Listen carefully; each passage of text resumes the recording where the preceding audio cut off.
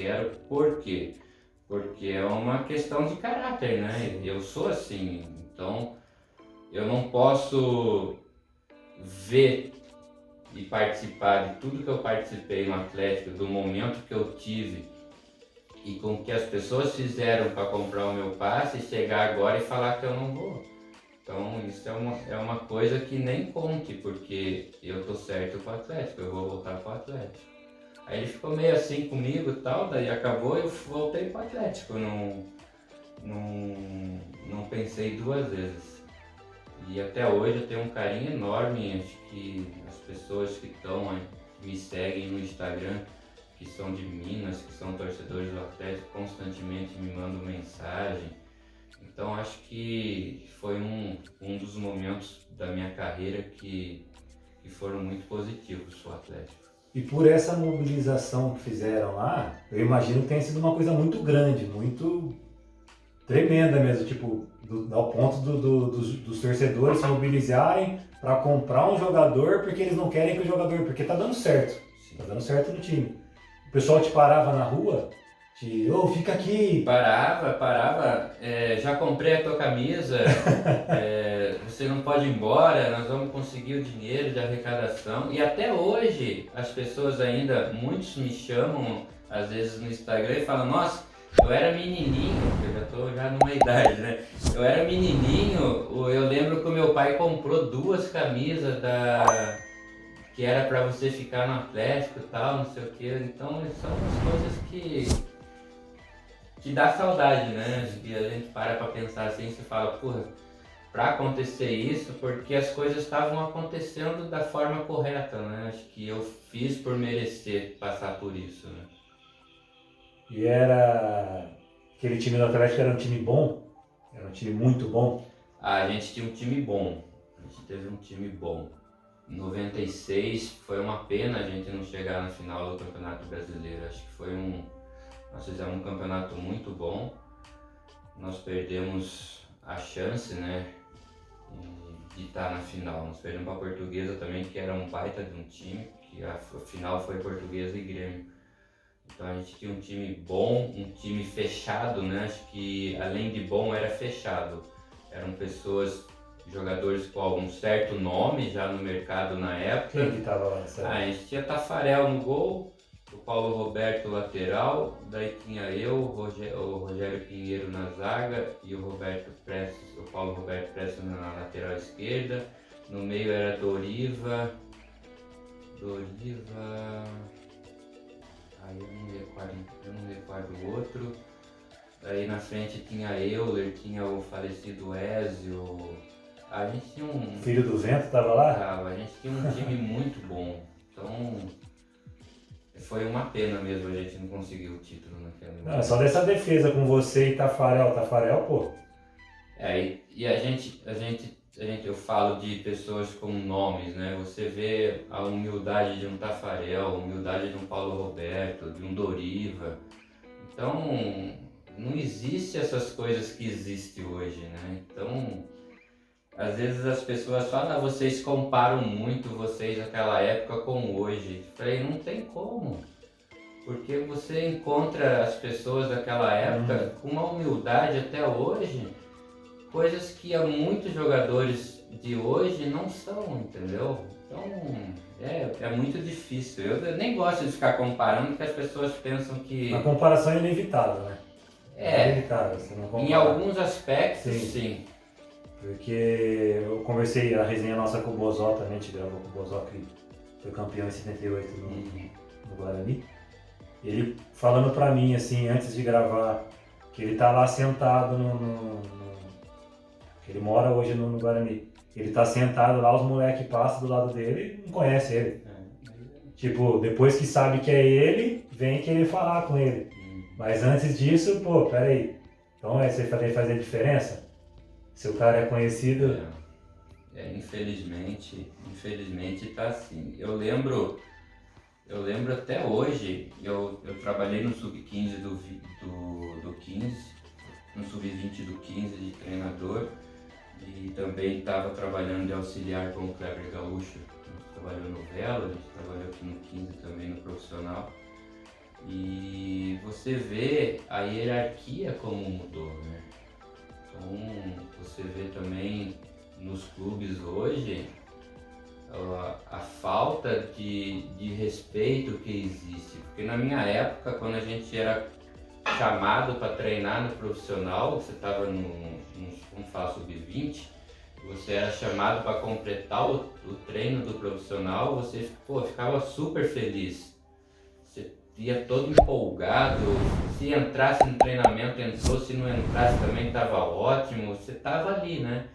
Hoje não, hoje você vê um menino subido dos juniores, de um sub-20 para um profissional, para ele tanto faz. Então acho que isso que mudou bastante, né? Essa falta de respeito com os mais velhos, eu acho que isso mudou bastante. E não é generalizando, né? Não está dizendo que não, todo mundo é igual. Está dizendo que existe. Mas 99% são assim. Sim. Infelizmente são assim. E você tem alguma resenha boa da época do Atlético lá, engraçada, pessoal? Cara, todo mundo fala essas coisas, me pergunta sobre resenha engraçada. Eu nunca...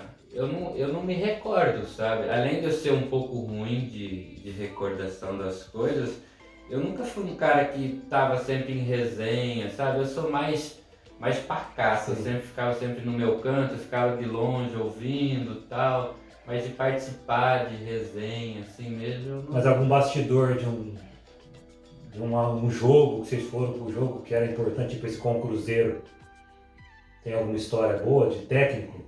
Não, cara, não. Naquela época a gente não tinha muito essas coisas de motivacional, Não tinha? Não, era muito pouco, né? Então a gente sabia, a gente ficava focado, né? Cada um de uma forma. Tem os jogadores que gostavam de ouvir música, tem os jogadores que gostavam de sambar, tinha outros que ficavam quietinhos no seu cantinho. Mas assim, de bastidores mesmo, não... O Flávio falou na resenha nossa também lá, o Flávio Conceição, que a gente conversando de Real Madrid, né? Aí ele falou lá que vai falar o quê? Joga! É mais ou menos isso, a qualidade que vocês tinham no Atlético, pô. Tinha a conversa normal de tática, né? Do que tinha que fazer, os movimentos, marcações, os jogadores mais importantes e tal. Mas do resto não tem o que falar, né? Ali, você olha que você está em cima numa primeira divisão, num grande clube, você tem que jogar. Mostrar o porquê você chegou ali, né? Tem que provar o porquê que você está ali. Teve uma situação aí, uma convocação sua para a seleção do Atlético Mineiro, que você machucou o dedo na trave. O que foi que aconteceu?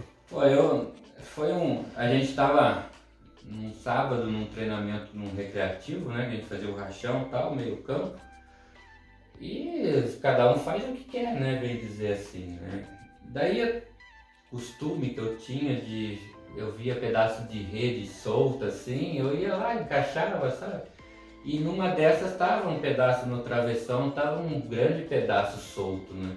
Aí eu comecei, pula um, encaixa, pula outro, encaixa, pula ele encaixou. Aí um que eu pulei eu não desci mais. Aí encaixou, mas encaixou a aliança. Aí eu fiquei lá, não quebrou a aliança, não quebrou o dedo, nada, mas decepou, né?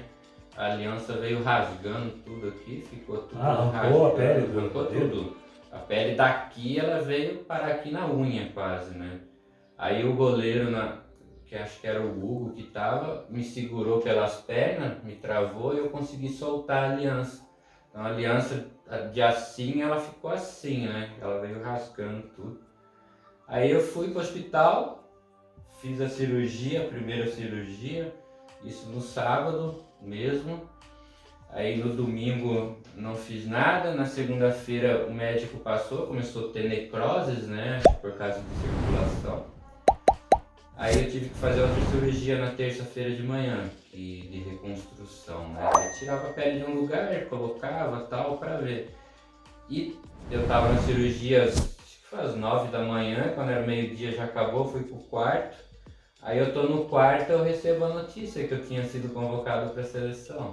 Ah, você não sabia antes? Não, eu não sabia, eu fiquei sabendo na terça-feira, que era o dia de convocação. Nossa. como eu não sabia, a CBF também não sabia que eu tive me machucado Sim. no sábado. Se soubesse, eu acho que não teria solto, tinha colocado outra pessoa, né? Aí eu fico sabendo da convocação, imagine a sua cabeça, né? Sua primeira convocação você não vai porque você está machucado por uma coisa que não tinha utilidade nenhuma de estar fazendo no momento, que era colocar a rede que estava caindo. Então daí a cabeça fica um borbulhão. E eu passei 15 dias no hospital com isso. Porque cada 3 dias necrosava a pele, tinha que substituir, necrosava, substituía, passei 15 dias. Aí depois de um tempo que eu voltei a treinar, voltei a jogar, daí eu fui convocado novamente. Mas eu, naquele momento, eu falei, passou a chance, né? Então acho que eu estava vivendo um dos melhores momentos meus no Atlético e da minha carreira, né? E você recebe a convocação, que eu penso que é a premiação maior de um atleta de futebol, é você ser convocado para representar o país. E daí você fica assim, nossa, será que passou? Será que vai ter outra? E você fica meio... Mas aí aconteceu novamente, comecei a ser convocado todas e no final eu fui convocado para os Jogos Olímpicos. E era legal na seleção? Era diferente, né? Eu falo que eu era o patinho feio do elenco, né? Então, você sabe que São Paulo e Rio comandava tudo, que 90% eram jogadores dessas duas regiões. Aí tinha eu e mais alguns outros jogadores fora do estado de São Paulo e do Rio. Então eu falava que eu era o patinho feio. Naquele momento eu era o jogador com menos expressão, né? Um jogador que não era tão conhecido como todos os outros que estavam no elenco, né? Mas é bom você ser tratado de uma forma totalmente diferente, né? Acho que você está ali porque você tem qualidade, então você, depois que você chega, você vai se acostumando, né? Você vai se interagindo com os outros atletas e você vai percebendo que você é igual, porque o momento, indiferente se você estava em São Paulo ou no Rio, que era o grande momento, né? Mas você está ali porque você tinha condições de estar ali e era do mesmo nível que os outros. E até depois foi bronze em Atlanta 96. Foi. Que foi uma Olimpíada complicada, né? Eu falo que foi...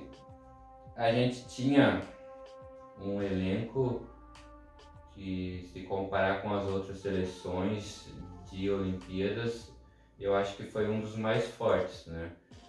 E a gente começou mal as Olimpíadas, mas depois nós fomos crescendo. Mas infelizmente aquele jogo lá aconteceu coisas que a gente sempre duvida, né? Mas o esporte é assim, acontece, a hora que você menos espera tá acontecendo as surpresas. E tivemos a infelicidade de estar aquele gol de ouro, que foi o único jogo que teve aquilo. Depois não teve mais? Não, mais nenhum jogo. O único país que adotou aquilo depois, eu acho que os Estados Unidos ainda permaneceu um pouco com aquilo. Mas em termos profissional mesmo, foi o único jogo que teve aquilo e nós demos azar. Foi o suficiente para tirar o Brasil da final da Olimpíada. E os nigerianos jogavam bem mesmo? Não, eles tinham um bom time. Tinha um bom time.